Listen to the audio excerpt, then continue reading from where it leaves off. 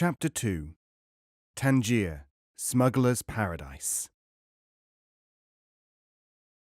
Aubrey explained the situation in Morocco to me during those long days of lazing in the sun on the way out.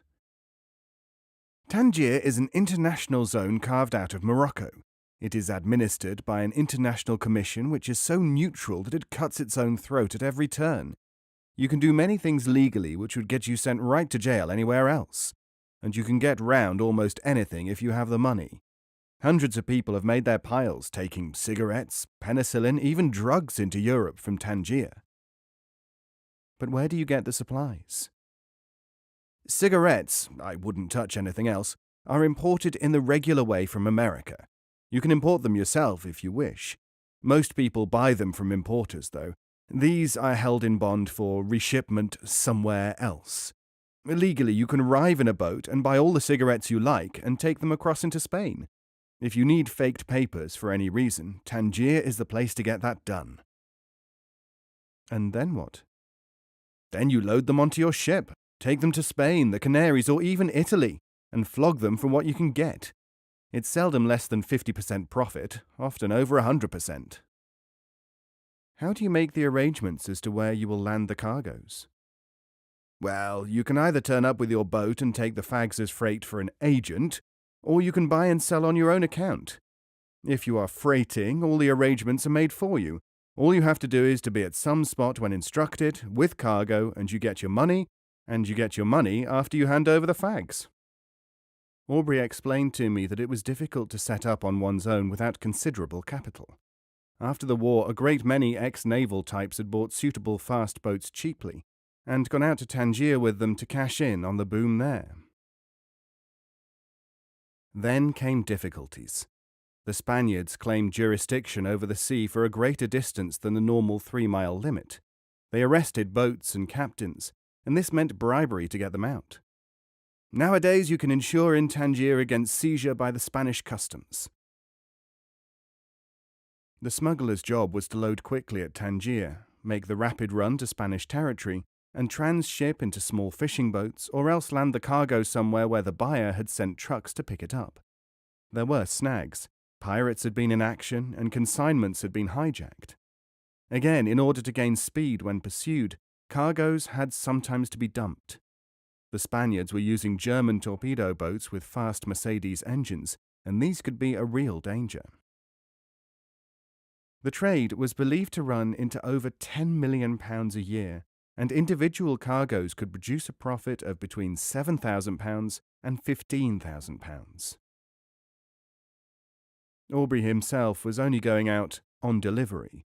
This meant that he was working for a combine in Tangier, which commissioned him to locate suitable boats in England, buy them, have them reconditioned for the job, and bring them out to them.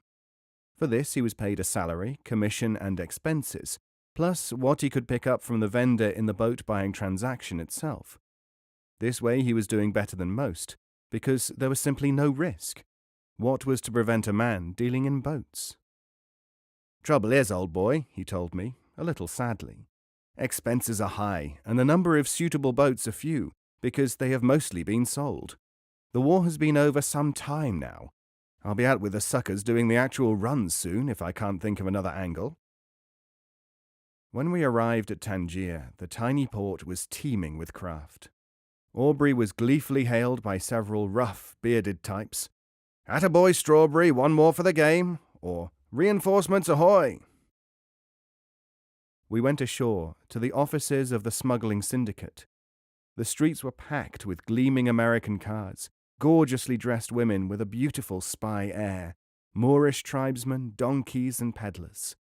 The population was so mixed that it just wasn't recognizable as anything definite anymore. Anyone can start a bank in Tangier. It is a free currency area. Banks are opening all the time. There were over 80 when I was there. Nouveau riche opulence was everywhere, except where the local Moroccans were concerned. They seemed to have been rather adversely affected by this descent of international capital upon them.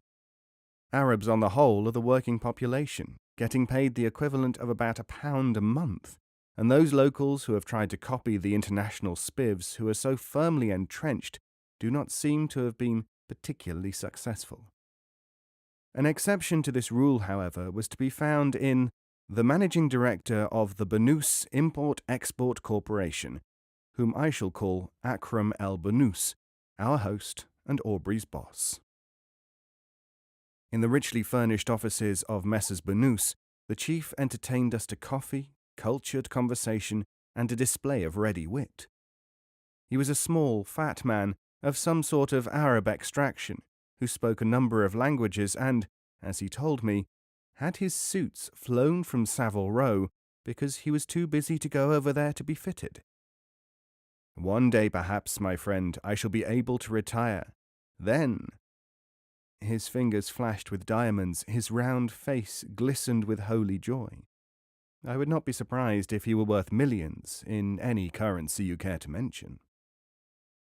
Banus promised to get me on one of his ships as interpreter. He also warned me that if there was any incident due to your being associated with us, it will be you that suffers, and that is definite. Now we knew where we stood. Aubrey sounded Banus on the question of whether he might be allowed to operate a boat if he bought one and came down to Tangier. The boss was in a good mood. Certainly, of course. I know that things are getting hard in England about the supply of boats. If you can get about 3 more, then you can come over here. I'm trying to get new ones made. You know, these wartime craft are falling to pieces. New ones are very expensive, but the worst thing is the time for delivery. I cannot afford to wait 6 months. Really, boat builders are tiresome.